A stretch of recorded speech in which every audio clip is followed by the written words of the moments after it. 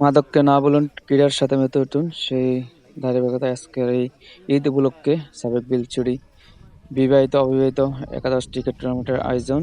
উপস্থিত আছেন আমাদের সাংবাদিক জাহিদ ভাই এবং টিকিট ভক্ত দর্শকবৃন্দরা। খুব সুন্দরভাবে একটা আজকের টিকিট আয়োজন করেছেন, যারা করেছেন তাদেরকে অনেক অনেক ধন্যবাদ জানাই এবং অনেক সুন্দর একটা খেলা উপভোগ করতেছে দর্শকবৃন্দরা।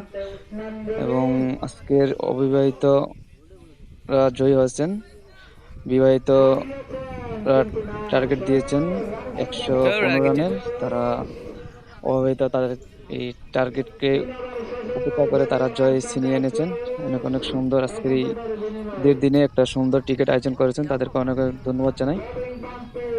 আসলে আমাদের দুঃখের ব্যাপার, সাবেক বিলচির একটা টিকিট খেলার মাঠ নাই।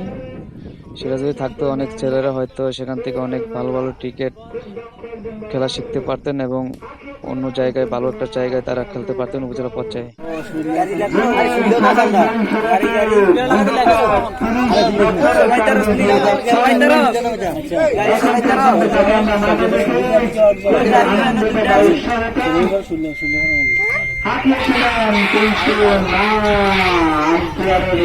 সিদ্ধান্ত নাই।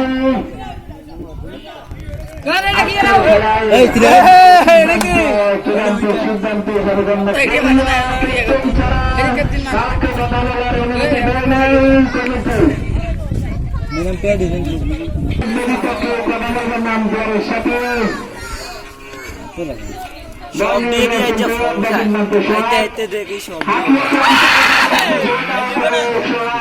মাঠ থেকে বাইর হয়ে যাচ্ছেন।